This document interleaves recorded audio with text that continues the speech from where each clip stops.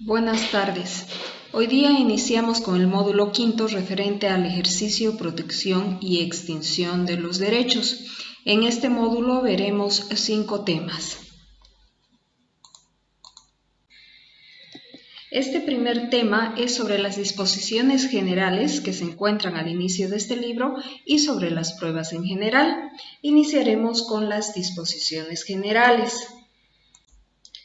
Como decíamos, el libro quinto inicia con las disposiciones generales que van de los artículos 1279 a 1282. Sin embargo, estas disposiciones generales constituyen más principios generales que son reglas de aplicación a todas las normas del Código Civil. En sí son reglas de interpretación en cuanto al orden y de aplicación del ordenamiento jurídico, y estas reglas se basan en los siguientes parámetros. Para la forma de ejercer y cumplir los derechos, se deben seguir las disposiciones legales en primer orden, es decir, las leyes que rigen en nuestro territorio nacional. Pero además de las disposiciones legales, debemos hablar de las reglas de la buena fe. No olvidemos que en materia civil, al ser de derecho privado, rigen normalmente las contrataciones o los contratos, y los contratos constituyen leyes entre partes.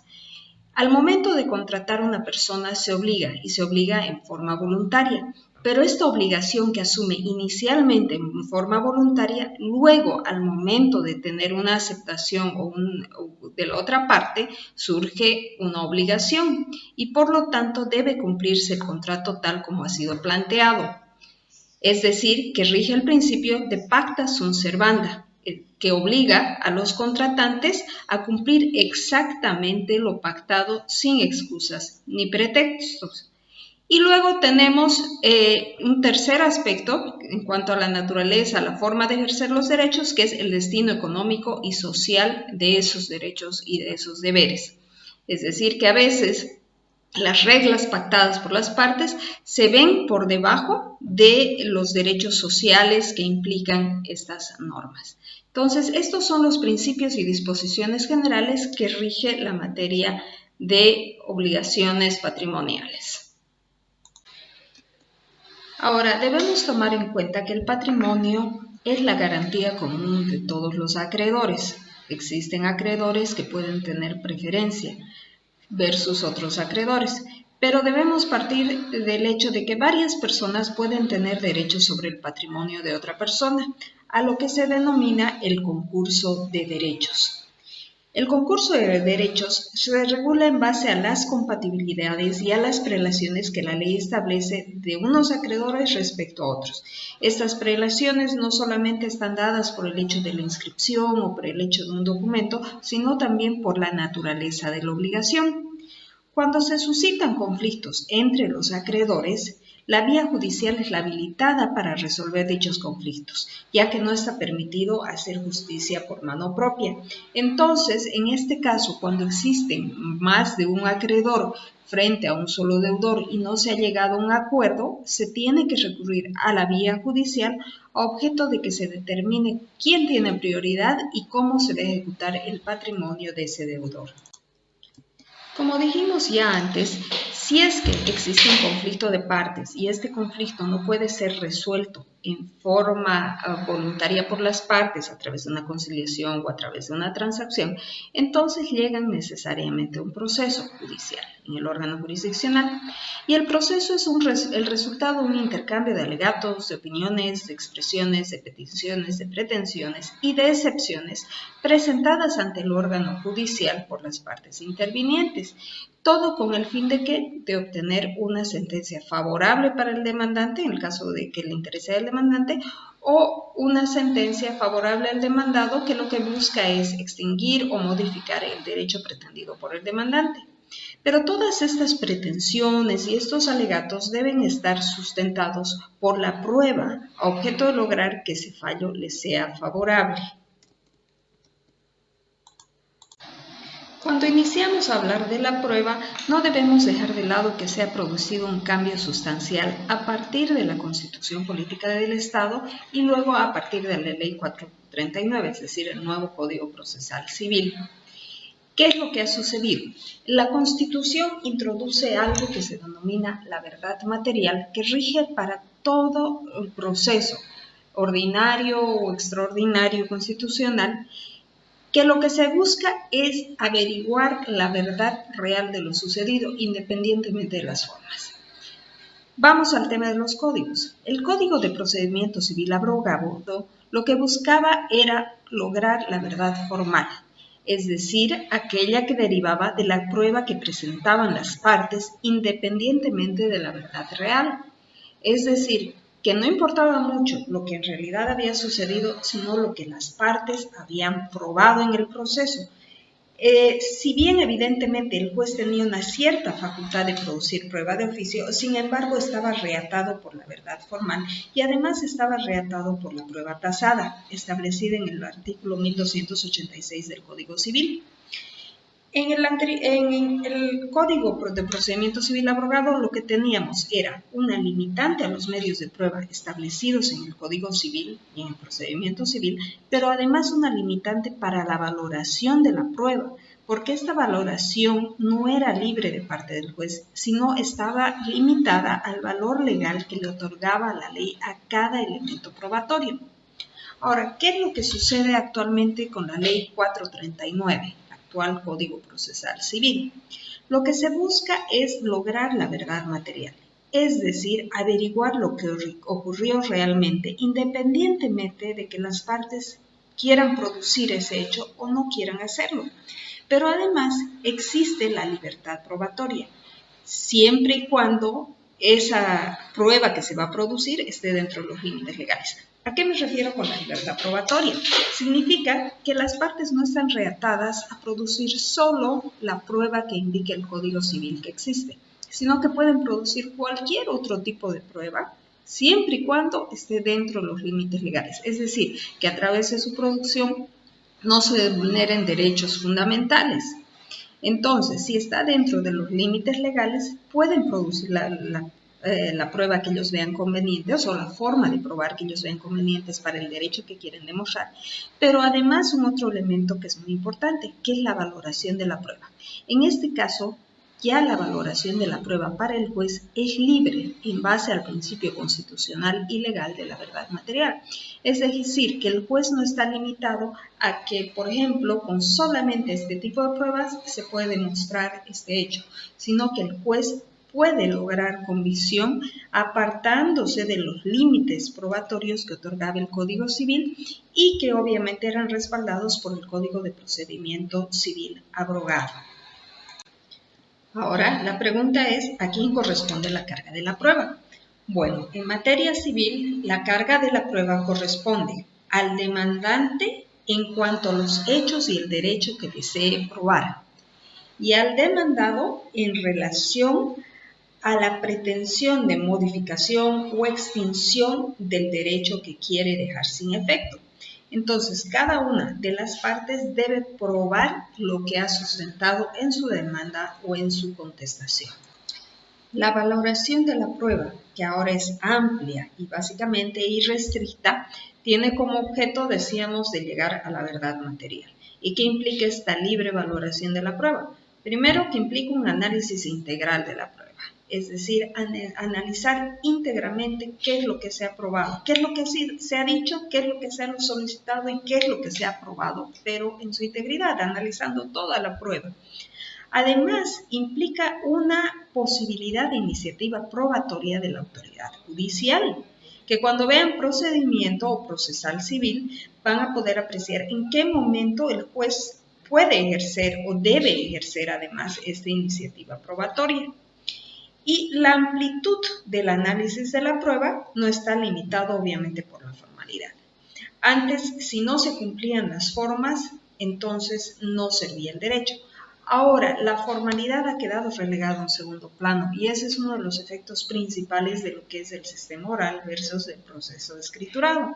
En el sistema oral lo que tenemos es una priorización al derecho que se debate, una priorización a lo que las partes quieren probar y alegar y una priorización obviamente a la audiencia. Sin embargo, en el proceso escriturado, que era lo que regía nuestro anterior Código de procedimiento civil, lo que primaba era la formalidad. Se priorizaba la formación del expediente y el cómo se llegaba a este era vital. Entonces, como vemos, la valoración de la prueba ha sufrido un gran cambio. El Código Civil, en el libro quinto, nos habla de los medios de prueba y hace una enumeración de los medios de prueba. Sin embargo, no debemos olvidar que esta enumeración de los medios probatorios no es desde ningún punto de vista limitativa, sino simplemente es ejemplificativa, porque puede utilizarse, además de estos medios probatorios, cualquier otro medio de prueba que no se encuentre prohibido expresamente por la ley. Los medios de prueba señalados en el Código Civil principales están la documental. En la prueba documental tendríamos que incluir lo que es ahora el correo electrónico, las firmas digitales. Está la confesión, la prueba testifical, la inspección judicial, la reconstrucción de los hechos, el peritaje, las presunciones y la prueba por informe. Veremos uno a uno cada uno de estos medios probatorios. Bueno, comencemos hablando de la prueba documental. La prueba documental o prueba literal está constituida por la prueba escrita en sus varias formas, sea que sea presentada juntamente con la demanda, denominada esto la prueba preconstituida, o sea que sea presentada posterior, que sería la prueba de reciente obtención. La importancia de la prueba documental varía según diferentes aspectos. El primer aspecto que se debe tomar en cuenta cuando la vamos a valorar es cuándo se ha producido la prueba. Si se ha producido antes de la relación jurídica, tendrá un valor. Si se ha producido durante la relación jurídica, pues acreditarán las relaciones en ese momento, o si se ha producido después del hecho jurídico como un medio de ratificación. También la importancia varía de acuerdo a su origen, si proviene de las partes o si proviene de un tercero. Y también otro aspecto a tomar en cuenta para el valor de la prueba documental sería el tipo de documento. Si son documentos celebrados solo entre partes o si intervienen en su formación autoridades públicas. El Código Civil, de acuerdo a quienes intervienen en la formación, clasifica los documentos en documentos públicos y documentos privados. Dentro de los documentos públicos están los despachos, los títulos, los certificados públicos, y dentro de los documentos privados estarían los telegramas, las misivas, los libros comerciales y papeles domésticos. Vamos a ver a continuación cada uno de estos tipos de documentos. Sin embargo, antes de continuar con el Código Civil, debemos entrar un poco a mencionar lo que son los documentos según la ley del notariado, toda vez que esta es una ley relativamente reciente y que también modifica el Código Civil. Los documentos de acuerdo a la ley del notariado se clasifican en documentos protocolares y documentos extraprotocolares. Los documentos protocolares son aquellos que requieren estar asentados en protocolos. Y se refieren estos a escrituras públicas, testamentos, actos protocolares u otros tipos de documento que por su naturaleza necesiten de protocolización, protestos de letras de cambio, poderes en general, especiales o colectivos, certificaciones de firmas rúbricas. Y tiene también los documentos extraprotocolares, es decir, aquellos que no necesitan estar asentados en protocolos, pero que sin embargo también intervienen en el notario de fe pública.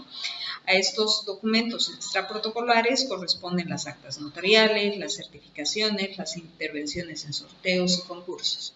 No olvidemos que esta clasificación de documentos según la ley del notariado solamente se refiere a documentos en los cuales intervienen los notarios públicos. Sin embargo, no son todos documentos públicos, ni todos los documentos públicos están dentro de lo que es la ley del notariado. Por ejemplo, tenemos los certificados emitidos por el registro civil, que si bien son documentos públicos, no interviene un notario de fe pública.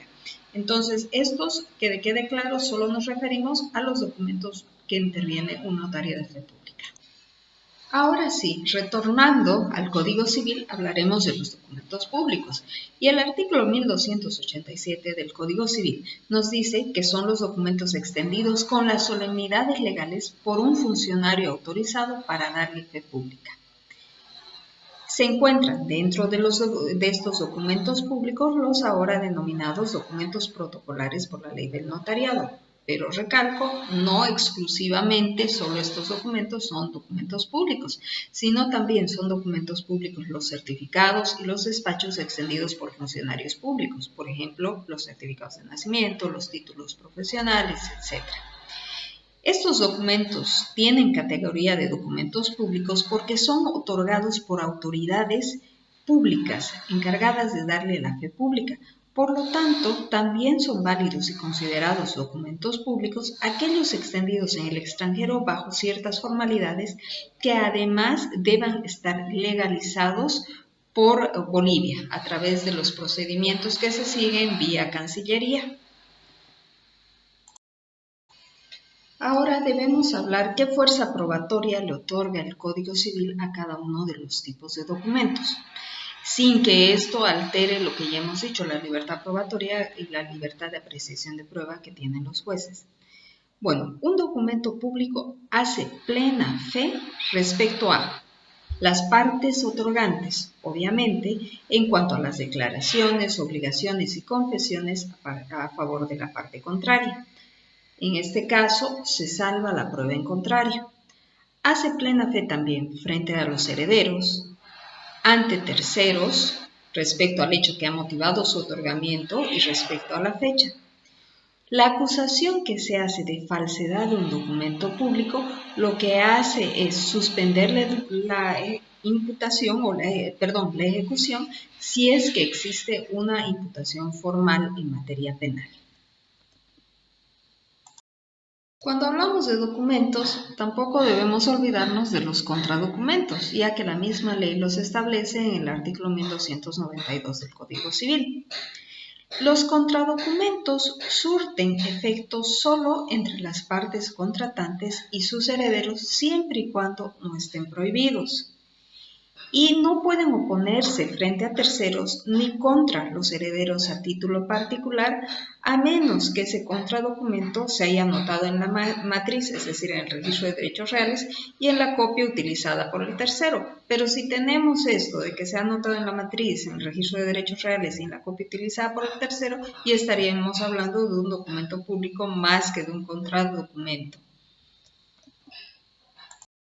Cuando hacemos referencia a los documentos privados, debemos hacer referencia a varios aspectos. Primero, lo que es el documento privado reconocido. Debemos partir de que el documento privado reconocido hace la misma fe entre las partes y sus herederos que el documento público. Pero, ojo, el documento privado, aun cuando esté reconocido, no tiene la categoría del documento público frente a terceros, ni tampoco adquiere esta categoría para demostrar actos para los cuales la ley establece claramente que solamente pueden ser establecidos por documento público. Por ejemplo, la hipoteca solo puede constituirse por documento público. Por tanto, si es que cursa en un documento privado reconocido, la hipoteca no tiene ningún valor. Ahora, cuando el documento no ha sido reconocido voluntariamente por las partes, se puede llegar a un reconocimiento por la vía judicial, que es el reconocimiento legal del documento privado. Cuando la parte a los que se opone se rehúsa a reconocerlo sin que exista un motivo fundado ante el juez competente, entonces el juez competente dará este documento por reconocido. También existe un reconocimiento legal del documento privado cuando, pese a haber sido negado por la parte, se lo declara válido en un juicio contradictorio, es decir, en un proceso ordinario, lo que antes se conocía como proceso ordinario o proceso de conocimiento. También debemos hablar de los documentos otorgados por analfabeto, y aquí es importante hacer notar que la ley del notariado hace un cambio fundamental en cómo se valida el documento otorgado por analfabeto. El anterior Código Civil establecía que para que este documento otorgado por analfabeto sea válido tenían que participar el analfabeto, obviamente el otorgante colocando su huella digital, una persona que firme a ruego por este y 2 testigos.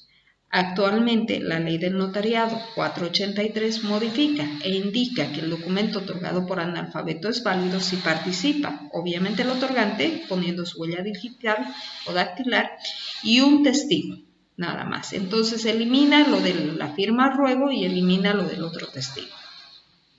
Ahora, Los documentos, la fecha del documento respecto a terceros. ¿Desde cuándo es válido un documento privado?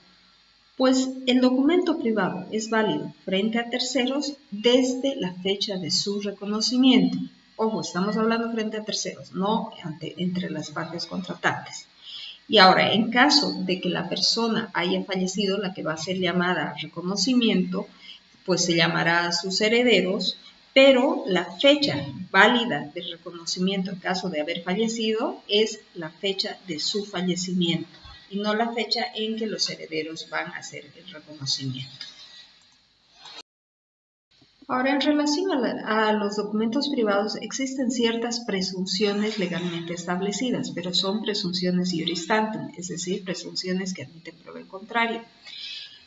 Si es que en el documento privado existe una contradicción entre el monto en el cuerpo del documento y el monto expresado al margen del documento, se presume que el documento es por la suma menor, aunque ese monto expresado al margen esté escrito por el mismo obligado. En este caso, salvo prueba en contrario, salvo que se demuestre lo contrario. También otra presunción es que lo escrito por el acreedor en el documento que siempre ha estado en su poder, aunque esa escritura no tenga fecha ni firma, exonera al deudor si es que de su contenido se entiende eso. Es decir, si el acreedor tenía en su poder el documento y ha notado cancelado o ha notado pagado en monto de X por el deudor, aunque no tenga firma, pero ese documento siempre ha estado en su poder, entonces tiene validez para exonerar al deudor. Esas serían las... Ahora hablamos de otros tipos de documentos privados, los telegramas y las cartas y misivas. Sé que actualmente el tema de los telegramas ya es obsoleto, no tiene mucha vigencia, no tiene prácticamente ninguna vigencia ahora en nuestro medio. Sin embargo, debemos asimilar a los telegramas otras modalidades modernas de comunicación, como son los mensajes de texto, los correos electrónicos, que más se asemejarían tal vez a las cartas y misivas y demás. Los telegramas antes tenían validez en la medida en que llevaban la firma del remitente. Hemos dicho que ya resultan fuera de la práctica diaria y actualmente se puede hablar de correos electrónicos, mensajes de texto. La autenticación de estos debe hacerse por todos los medios probatorios posibles a efectos de que tenga validez. Es decir, que debemos demostrar que esos mensajes venían de cierta persona para que tenga un efecto probatorio. Las cartas y misivas, que aún están vigentes, especialmente en el tema empresarial, constituyen prueba contra su autor y a favor de quien las ha recibido. Obviamente, las cartas misivas, si las emite una persona, esta carta no va a demostrar cosas a favor de la persona que las emite, sino a favor de la parte contraria, porque si no sería muy fácil producir prueba para probar qué es lo que queremos y simplemente nosotros firmarla. Debemos tomar en cuenta que las cartas y misivas constituirán solo un principio de prueba a favor de quien las ha escrito. Entonces, si yo quiero usar una carta que yo he escrito como a favor mío, solamente constituirá un principio de prueba, es decir, que debe estar corroborado el contenido por otros medios probatorios. Por ejemplo, si es que en la carta le decía, ya te pagué los 10.000 bolivianos que te debía, pues deberé corroborar con otro documento más para que me sirva a mí como deudora. Podrá ser, por ejemplo, con un depósito en el banco, con un depósito vía Tigo Money, por una certificación de que he remitido el dinero, etc. Solo pueden ser presentadas las cartas y misivas bajo consentimiento del destinatario u orden del juez si evalúa que su contenido no es privado. Es decir, solamente el destinatario puede aceptar que se presenten estas cartas o misivas dentro de un proceso y que constituyan prueba. Ahora hablaremos de los libros comerciales y de los papeles domésticos. Debemos partir de que materia civil, el Código Civil es la base para todas las otras ramas, especialmente si estamos hablando de materia comercial, materia laboral y todas las otras materias que devienen de materia civil. Por lo tanto, si hablamos de libros comerciales, también va a tocar el tema de los comerciantes y también puede ser utilizado por el Código de Comercio, ya que no olvidemos que los procesos civiles son civiles y comerciales. Ahora, los libros comerciales hacen plena prueba contra el comerciante al que pertenecen. Es decir, que si el comerciante asienta ciertos datos, esos datos podrán hacer prueba en contra suya, es decir, contra el que las asienta, y hacen plena prueba entre comerciantes respecto a sus asientos y relaciones. Muchas veces tenemos empresas que tienen socios, no solamente socios dentro de la misma empresa, como una SRL, una SA, etc., sino que también pueden crear relaciones contractuales comerciales entre empresas. Entonces, esos asientos que se anoten o que se asienten de la relación de estos comerciantes también hace prueba en relación a esta relación, a este comercial, obviamente. Ahora, en relación a los papeles domésticos, obviamente no sirven a favor de su autor, sino que hacen prueba contra su autor cuando establezcan algún pago recibido o cuando su elaboración es para suplir algún documento y así quede establecido. En cuanto a los testimonios y reproducciones, ¿qué son los testimonios? Los testimonios son las transcripciones que existen de actos realizados. Cuando estas transcripciones o testimonios son expedidos por un funcionario público autorizado, hacen igual fe que el original. Por ejemplo, lo que nos extienden en una notaría después de hacer una protocolización es un testimonio del protocolo, es decir, que es una transcripción del protocolo y del documento que ha sido suscrito por las partes. A eso nos referimos con testimonio, y el testimonio hace igual fe que el original. Las copias fotográficas o microfílmicas, si tienen el aval de conformidad con el original, también tienen el mismo valor. Cuando nos referimos a copias fotográficas, nos referimos, por ejemplo, a las fotocopias, y al aval nos referimos a que estén legalizadas. Entonces, cuando las fotocopias estén legalizadas, tienen el mismo valor que el documento original.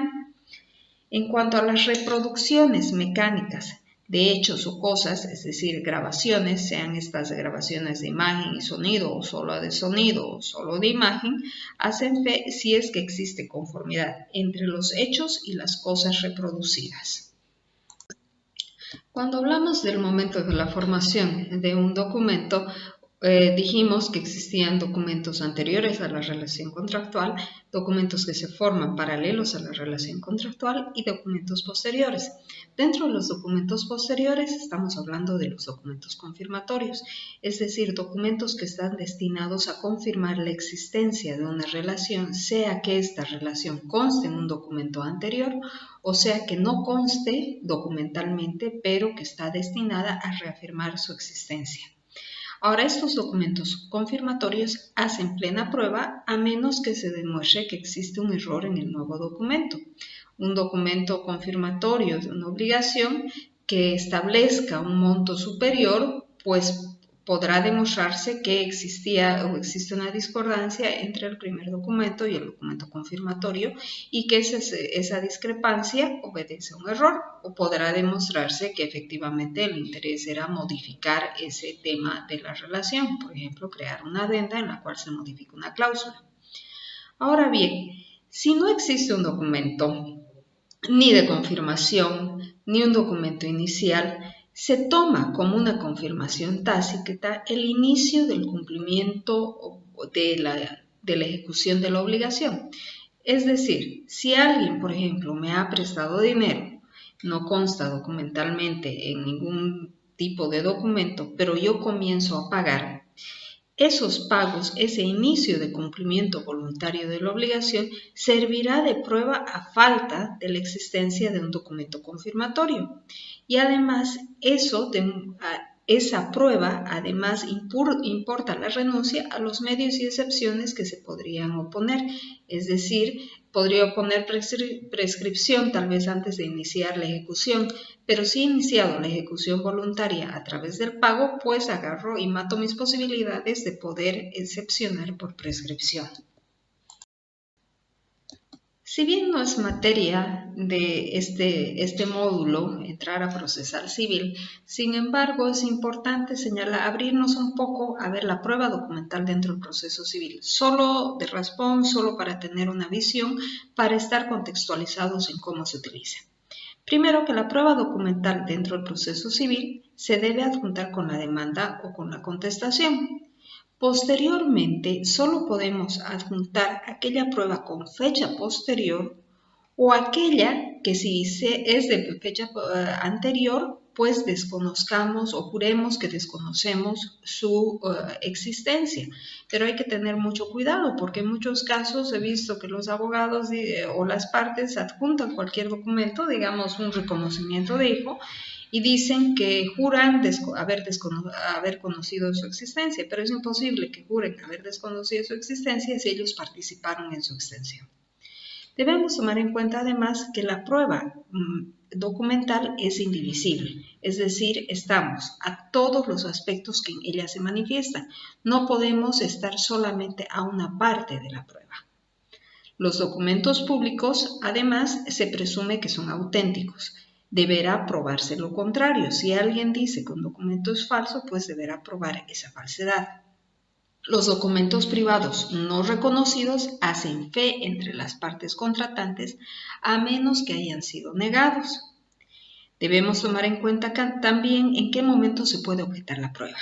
Pues se debe objetar la prueba o el documento al momento de la contestación si es que ha sido notificado con la demanda o después de que ha sido presentado con la contestación. La objeción de documentos presentados en otra oportunidad que no sea con la demanda o con la contestación tienen 6 días para su objeción desde la notificación. Si fue en audiencia, la objeción tiene que ser inmediata. Toda denuncia de falsedad o nulidad promueve una demanda incidental ahora y constituirá además una defensa de fondo dentro del proceso civil.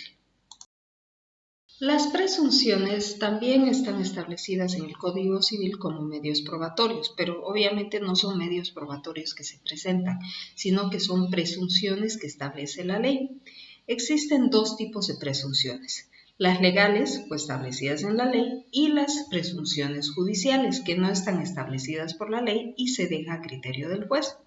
Dentro de las presunciones legales o establecidas por la ley tenemos 2 grupos. Aquellas que no admiten prueba en contrario, o llamadas también juri et de juri, y las presunciones que sí admiten prueba en contrario, o llamadas también juris tanto. Dentro de las presunciones juri et de juri, por ejemplo, tenemos los actos a los que la ley declara nulos por presumirse hechos en fraude a sus disposiciones. Por ejemplo, cuando se exige una forma determinada y esa forma no se cumple en los casos de nulidad, por ejemplo, la constitución de una antícresis por un documento privado, está prohibido, entonces, por ley se presume que es nulo, pero además esta presunción no admite prueba en contrario. Tampoco admiten prueba en contrario los actos en los que la ley declara la propiedad o la exoneración resultante de ciertas circunstancias, por ejemplo, el acrecimiento en la herencia, o también se encuentra como juri et de juri la autoridad de cosa juzgada. Esa no admite prueba en contrario. Existen varios ejemplos. Estos no son limitativos, sino simplemente enumerativos. Por ejemplo, el caso de transferencia entre cónyuges.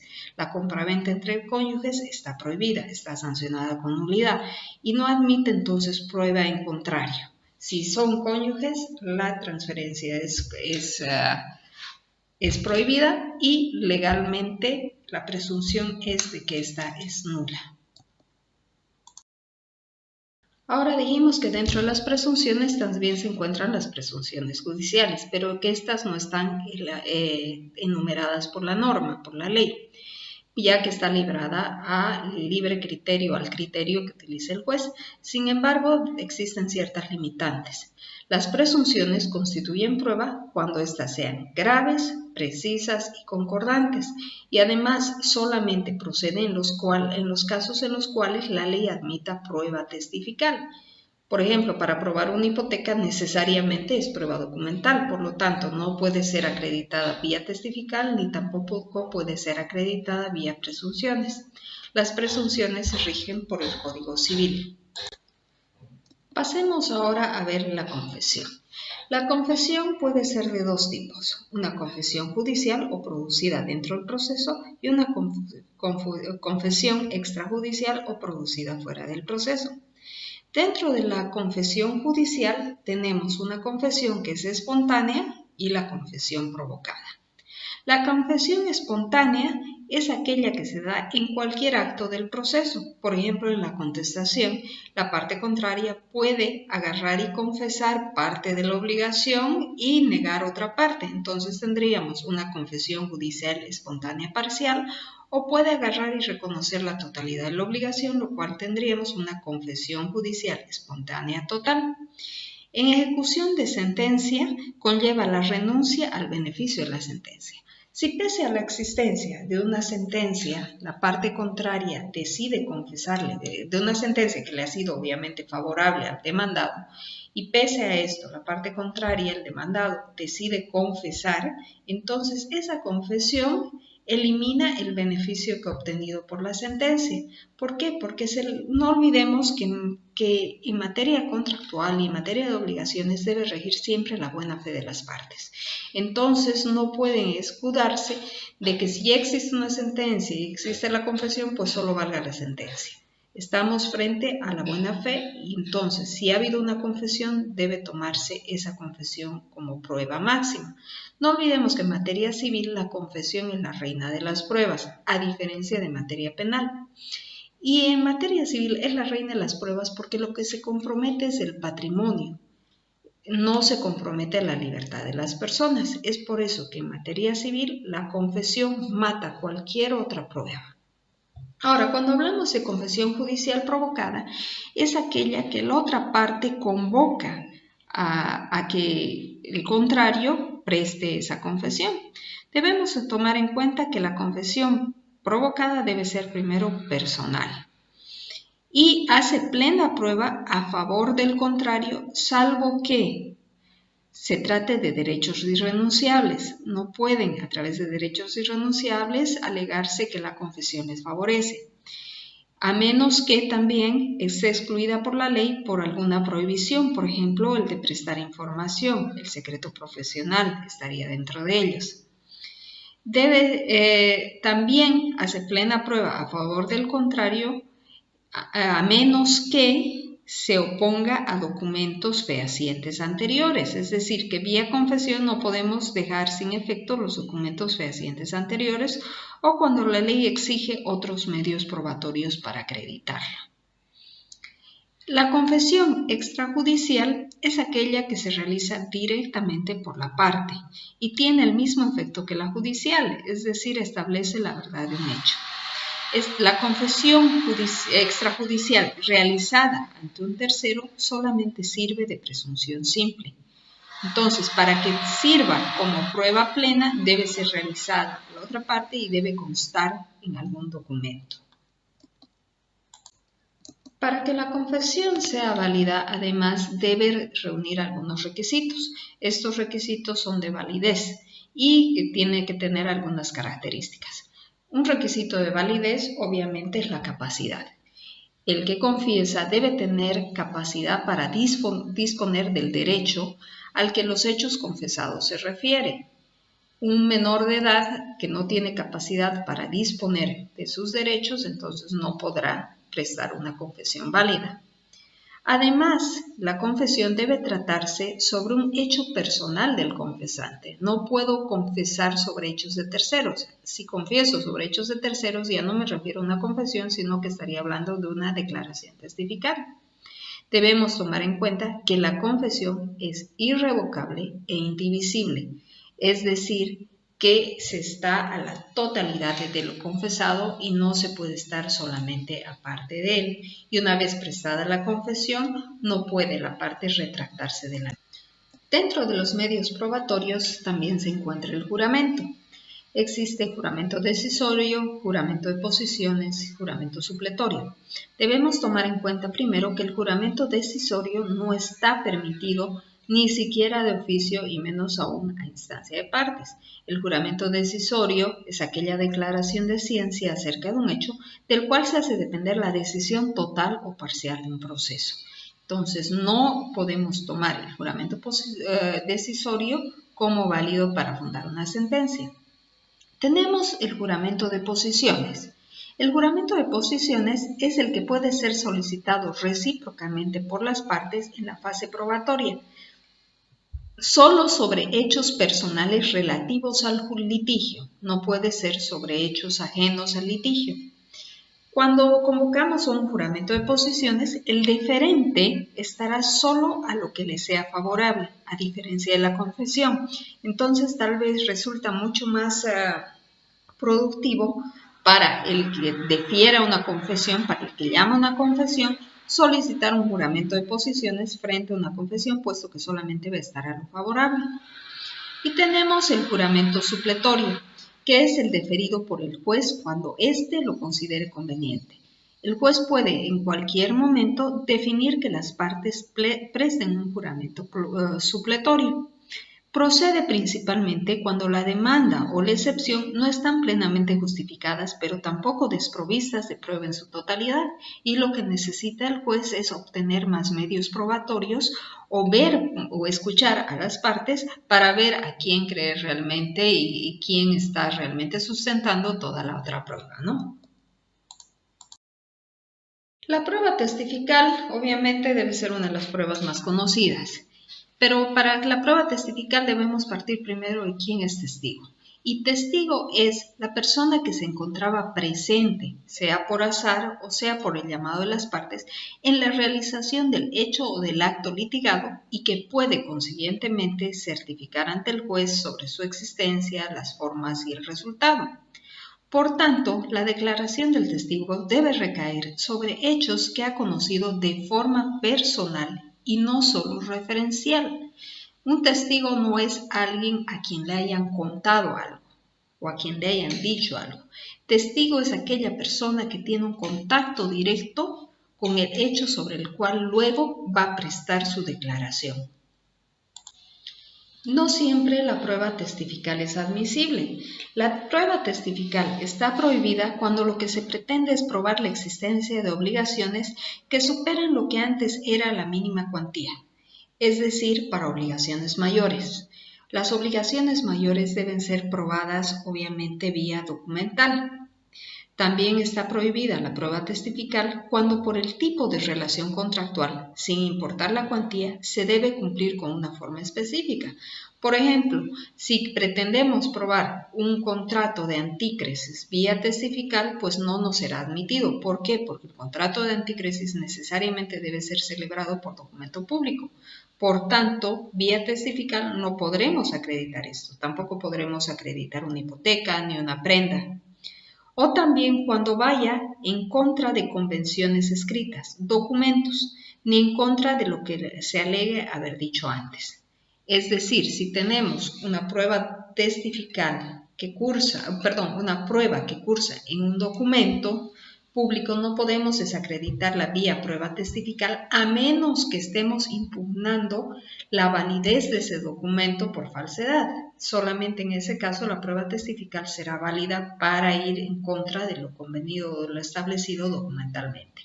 Pero si no estamos tachando de falsa una prueba documental, pues no podemos agarrar y desvirtuarla vía una prueba testifical.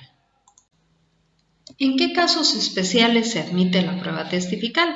Pues se admite la prueba testifical cuando existe un principio de prueba escrito o cuando el acto impugnado es impugnado por falsedad o ilicitud. Obviamente, si queremos impugnar un documento por falsedad o ilicitud, vamos a tener que recurrir tal vez a la prueba testifical, además de una prueba pericial.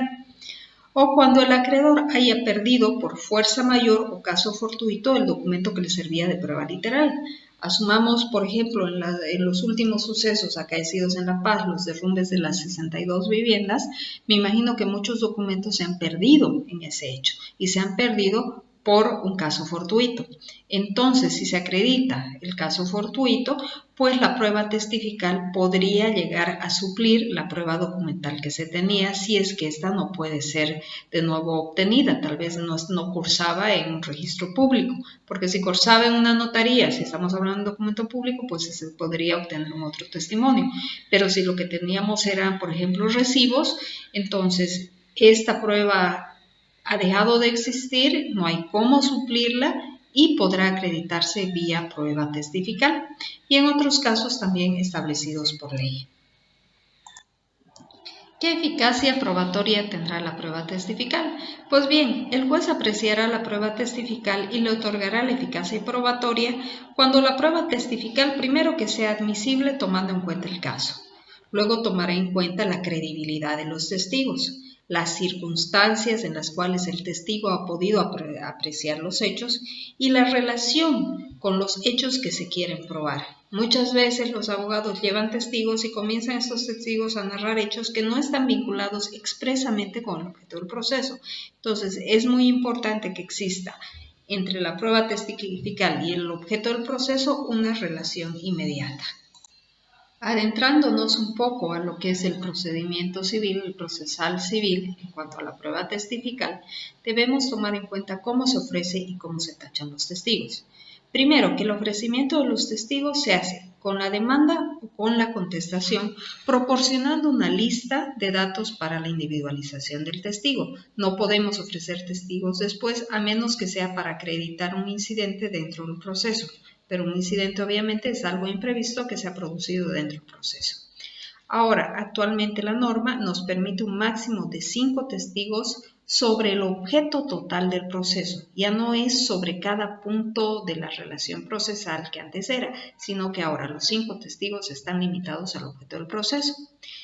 En la prueba testifical antes se adjuntaba un cuestionario. Actualmente no es requisito adjuntar un cuestionario y más bien yo considero, si bien no está prohibido, considero que es contraproducente el que se adjunte un cuestionario porque ya se le estaría diciendo al testigo qué es lo que se va a preguntar. Entonces lo más conveniente es realizar las preguntas en forma directa en audiencia, ya que estamos hablando de que son procesos orales. Las tachas, que son los impedimentos que se ven a la credibilidad del testigo, pueden ser absolutas y relativas, y se tiene 3 días para tachar desde la notificación con el ofrecimiento.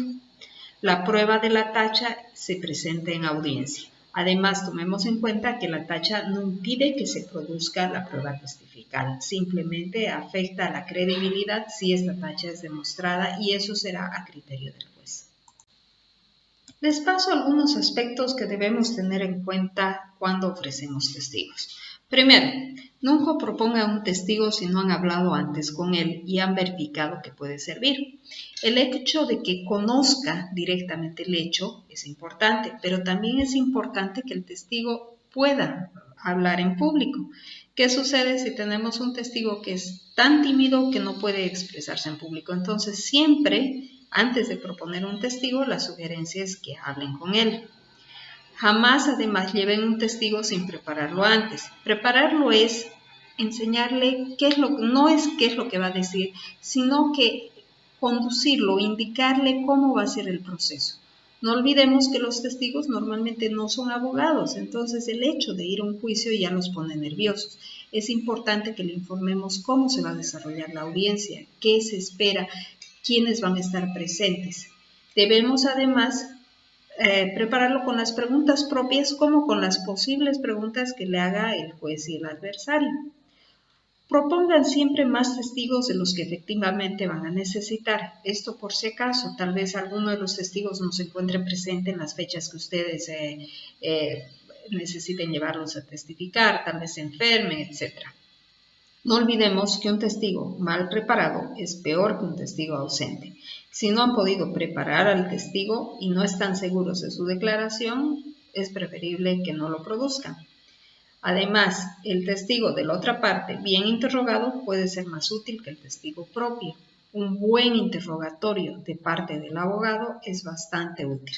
El contrainterrogatorio ni que se diga. Entonces, se puede utilizar el testigo de la parte contraria muy bien a favor nuestro si sabemos cómo interrogarlo. Hablando ya sobre otra prueba, que es la prueba pericial. La prueba pericial es considerada una prueba de expertos y procede cuando para la apreciación de la prueba es necesaria la participación de un experto en una determinada área de conocimiento. Tomemos en cuenta que tanto los conocimientos que tenemos como los conocimientos del juez están limitados por nuestra área y a veces requerimos de alguien con un conocimiento expreso en otra área que nos ayuden a ver la realidad.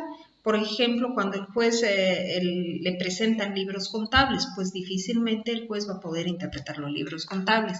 O si es necesario una prueba pericial sobre un edificio, sobre la construcción, pues necesitará un experto en esa área. Los expertos o peritos pueden ser ofrecidos por las partes o designados de oficio por el juez. Y además es importante decir que el juez no está obligado a seguir la línea establecida por el perito, pero en caso de apartarse de la línea del perito, debe fundar sus propias conclusiones sustentadas, es decir, ¿por qué no está siguiendo la línea de los peritos? ¿Por qué está siguiendo las propias? Y esas conclusiones deben estar debidamente sustentadas. Ya adentrándonos a la parte de procedimiento, ¿cómo se ofrece la prueba pericial? Pues bien, se solicita en la demanda o en la contestación fundamentando por qué se requiere la prueba pericial. Se señalan además al momento de ofrecer los puntos sobre los cuales va a versar la prueba pericial. Tenemos que ser específicos. ¿Qué puntos necesitamos que el perito absuelva? El adversario, una vez notificado, puede objetar estos puntos o agregar nuevos puntos. Esto ya en audiencia, porque tomemos en cuenta que el procedimiento ahora es oral. El código ya no indica que se debe proponer al perito, pero tampoco lo prohíbe. Solo dice que el juez, con un criterio propio, designará al perito. El perito designado puede ser recusado y puede ser también removido si es que no cumple con su obligación dentro del plazo que el juez así lo señala. Ahora, ¿qué procedimiento se sigue en la prueba pericial? Pues bien, ya hemos visto cómo se ofrece. Luego viene el nombramiento del perito por el juez, que se realiza en la audiencia preliminar. Una vez nombrado el perito, se tiene que dar la posesión y el plazo para que se efectúe el peritaje. Este peritaje va a tener como resultado un dictamen. Ese dictamen debe ser notificado a las partes para que presenten sus observaciones dentro de los 3 días. Puede también darse el dictamen a audiencia complementaria y puede ser objetado inmediatamente si es que procede la objeción. Las aclaraciones y ampliaciones se efectuarán en audiencia. Si no es claro, ese peritaje puede pedirse un nuevo peritaje. El juez, no olvidemos nuevamente que no está obligado a seguir el dictamen, pero para apartarse debe de hacerlo con causa fundada. La inspección judicial es otra de las formas probatorias muy comunes, también denominada una inspección ocular, y es la forma en la cual el juez toma contacto directo con los hechos o lugares que se han establecido en la demanda. Este tipo de prueba procede cuando por el tipo de proceso es necesario un examen material del estado o la condición de las cosas o los lugares litigados. Siempre se debe tomar en cuenta la relevancia de esta prueba en relación al objeto del proceso. No todo proceso admite una inspección judicial o se precisa de una inspección judicial. Entonces, corresponderá al juez limitar los medios probatorios si es que por el objeto del proceso no corresponde para el fin querido. El procedimiento que se sigue para la inspección judicial es el siguiente. Primero que el juez debe concurrir en forma personal. Existen jueces que delegan la función de la inspección a su secretario, pues fácilmente esa audiencia de inspección ocular o inspección judicial puede ser anulada y el juez puede ser denunciado. Entonces es muy importante, bajo el principio de inmediación, que el juez concurra personalmente a la audiencia. Las partes pueden concurrir o pueden no concurrir, esto no anula, sin embargo es conveniente obviamente que concurran para poder formular las observaciones y esas observaciones constarán en el acta. También puede pedirse que concurran los peritos si es que es necesario.